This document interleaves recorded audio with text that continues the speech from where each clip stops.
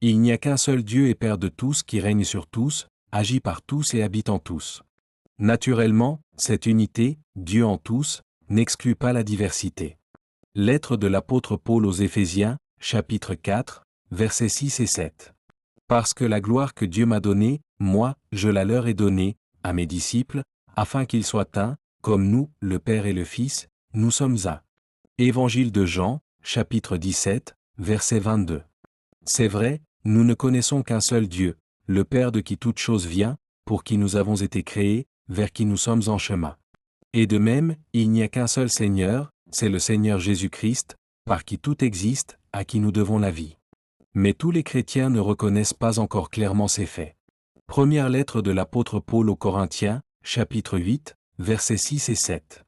Car Dieu, dans ces derniers temps, nous a parlé par le Fils, qu'il a établi héritier de toutes choses, par lequel il a aussi créé le monde. Épître aux Hébreux, chapitre 1, verset 2. Mon Père me les a donnés, mes disciples, et mon Père est plus puissant que tout. Personne ne peut rien arracher de la main du Père. Mon Père et moi, nous sommes un.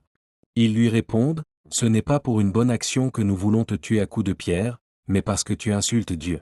En effet, tu es seulement un homme et tu veux te faire Dieu. Moi, le Père m'a choisi et il m'a envoyé dans le monde, et je dis, je suis fils de Dieu. Mais vous, vous dites que j'insulte Dieu. Pourquoi donc? Si je ne fais pas les actions de mon Père, ne me croyez pas. Évangile de Jean, chapitre 10, versets 29 et 30 et les versets 33, 36 et 37. Car comme le Père et le Fils sont unis, c'est celui qui obéit au commandement de Dieu qui demeure uni à Dieu et Dieu est présent en lui. Et voici comment nous savons que Dieu demeure en nous, c'est grâce à l'Esprit Saint qu'il nous a donné. Première épître de l'apôtre Jean, chapitre 3, verset 24. En effet, celui qui l'a envoyé transmet les paroles mêmes de Dieu, car Dieu lui a donné la plénitude illimitée de son esprit. Évangile de Jean, chapitre 3, verset 34. Me voici, debout devant la porte, je frappe. Si quelqu'un est sensible à mon appel et s'il ouvre la porte, j'entrerai chez lui et nous dînerons en tête-à-tête, moi près de lui et lui près de moi.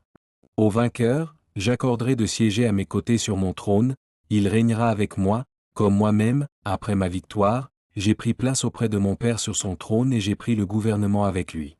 Que celui qui est capable d'écouter prête attention à ce que l'Esprit dit aux Églises. Livre de l'Apocalypse, chapitre 3, versets 20 à 22.